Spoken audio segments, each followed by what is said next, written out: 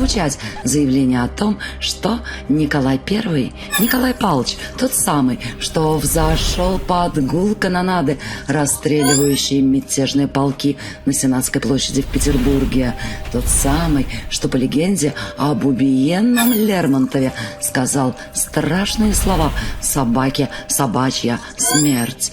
Тот самый, что умер от горя, не пережив позора поражения в им же развязанной Крымской войне.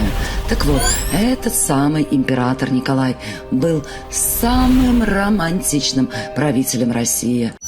Подарив супруге дворец и парк в Петергофе, император Николай и сам стал здесь бывать частенько, предпочитая скромный коттедж пышным дворцам, доставшимся ему в наследство от прежних коронованных родственников.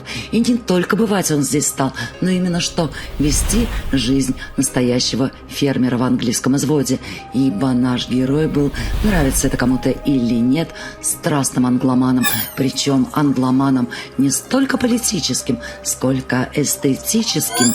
Он просто обожал английскую литературу, и если быть конкретней, то именно романтическую ее ветвь. От Саути и Вальтер Скотта до Шелли и Вотсфорда. А она, эта литература, воспевала простые радости крестьянского быта.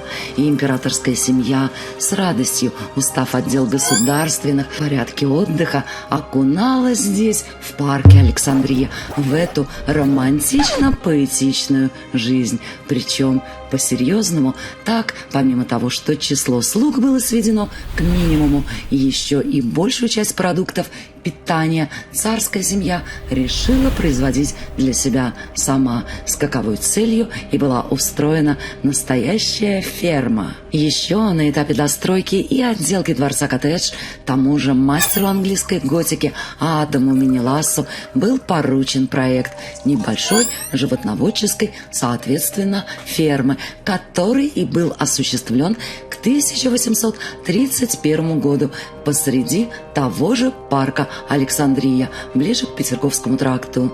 В итоге ферма получилась небольшая, но в истинно английском стиле, с коровником, апартаментами для пастухов, кухней и кладовыми. Специально из Англии по морю были доставлены породистые коровы из графства Нортумберленд, славящиеся своей жирностью молока. И любопытно, что вместе с коровами из той же Англии и тем же пароходом были доставлены и английские пастухи, и английские ветеринары. Стран ТВ – это очень странно. В начальном виде ферма Менеласса являла собой скромный одноэтажный домик в стиле сельской британской готики под высокой крышей, крытой железными листами, окрашенными под солому. И этого домика мы, увы, уже не увидим. А вокруг него были выстроены крытые же галереи, столбы опоры, которые были выкрашены под березовые стволы. Впрочем, через 7 лет, когда старший сын и наследник Николая Павловича Александр, будущий император Александр, подрос, и ему понадобилось расширение личного пространства, фермерский домик расширили, надстроили еще на этаж и разместили там личные покои наследника. Так, еще до всяких психологических учений, царская семья, реально находясь в авангарде общеевропейских трендов того времени, провела акт сепарации, обеспечив тем самым залог успешного становления будущего императора. Эта реконструкция, ставшая первой, положила начало многочисленным перестройкам фермы, постепенно превратившим чисто утилитарную постройку в небольшой, но очень милый загородный дворец. Так, в 1841 году, после женитьбы Александра Николаевича на гессен-дармштадтской принцессе православия Марии Александре, по проекту Андрея Штекеншнайдера здание расширяется и ради покоев супруги. Затем, по появлению детей, добавляется еще несколько помещений, и в конце концов бывшая ферма окончательно превращается в то, что уже официально стало именоваться фермерским двором. дворцом, что, конечно же, звучит как полный оксюморон, но в реальности таковым не является. Основная отделка дворца, сохранившая черты неоготического стиля, присущие дворцу коттедж и часовни Александра Невского, проводилась также под руководством Штеккеншнайдера и частично дожила до нашего времени. Фрагменты лепнины, росписи стен и потолков, наборных паркетов, печей, каминов и лестниц пережили страшные разрушения, коим подвергался дворец в ходе Второй мировой, и благодаря этому впоследствии были воссозданы. Любопытно, что жемчужина фермерского дворца, мраморная ванна императрицы Марии Александровны, равно как и часть мебели из ее половины, сохранилась каким-то чудом и ныне являются частью экспонатов. Центр же притяжения и композиции фермерского дворца – личный кабинет Александра II, именуемый также кабинетом синим из-за окраса стен. Именно в нем во время пребывания в Петергофе император принимал министров, заслушивал доклады о ходе военных действий, проводил заседания комитетов по реформированию страны. И именно здесь подготавливался важнейший законопроект об освобождении крестьян от крепостной зависимости. Не случайно именно в синем кабинете выставлены немногие мемориальные вещи царя-освободителя: кожаный портфель для документов, готовальня, распятие из слоновой кости. Сохранились кресла из первоначального мебельного убранства и уникальные часы со множеством циферблатов. Они показывали время в 66 губернских городах России и на Аляске. Кожаная подушка со следами крови, которая находилась в карете императора 1 марта 1881 года, напоминает о его трагической гибели. Фермерский дворец интересен не только своей необычной историей. Это единственный дворец в России, построенный специально для Александра II. На протяжении полувека с детских лет его жизнь была связана с этим уникальным зданием, которое менялось вместе с хозяином. Интересно также и то, насколько обитатели фермерского дворца отличались, с одной стороны, скромностью в быту, с другой – активно внедряли в свое обиталище все нововведения науки и техники. Во дворце, например, всего 45 комнат, и их убранство скромно и изысканно. Из общего строгого профиля выпадают разве что личные покои императрицы из-за причудливой мебели в стиле второго рококо. А еще здесь имеются лифты, водопровод, несколько туалетных и ванных комнат. И сейчас все это кажется делом обычным, тривиальным, но в середине XIX века в большинстве дворцов и замков, где проживали европейские властители, не было не то чтобы лифтов, но и обычных туалетов, комнат для отправления естественных нужд. Европейские монархи продолжали использовать ночные горшки прямо в спальнях и будуарах. Здесь же мы видим нормальный абсолютно туалет. И уже через 2 секунды он появится. Но дело, конечно, не в нем.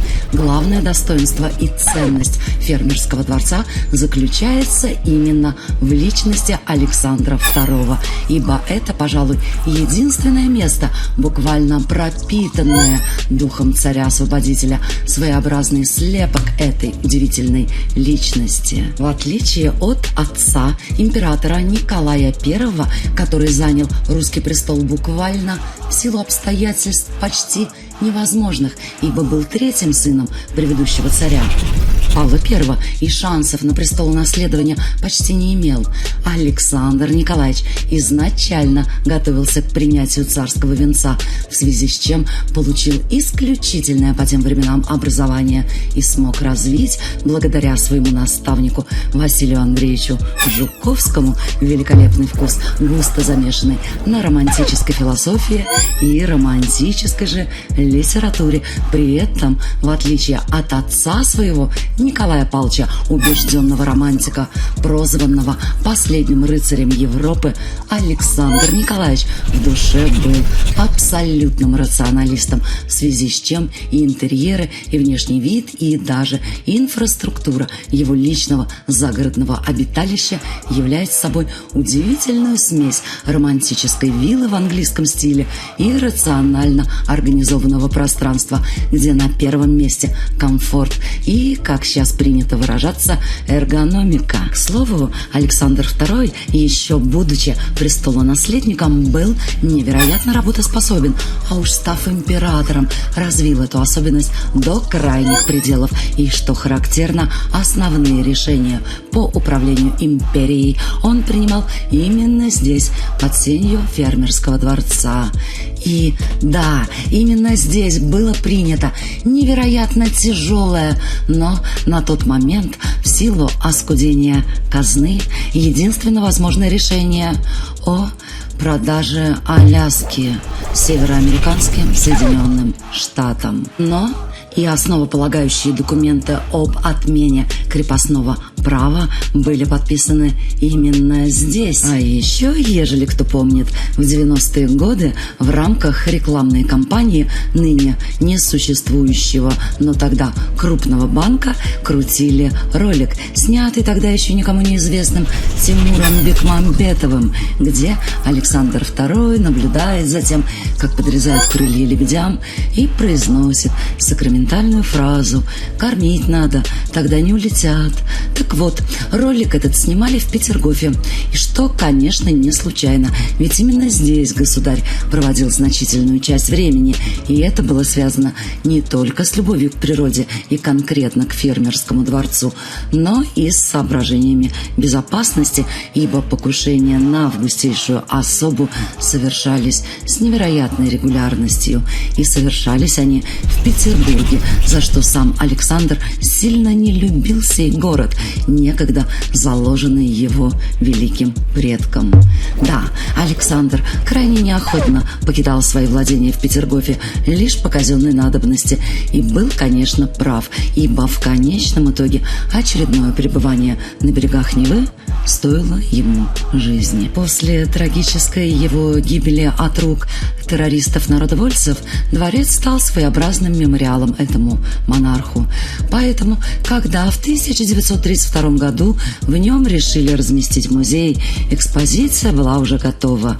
Правда, ее быстро свернули, ибо она представляла монарха и быт его семьи в слишком позитивном ключе.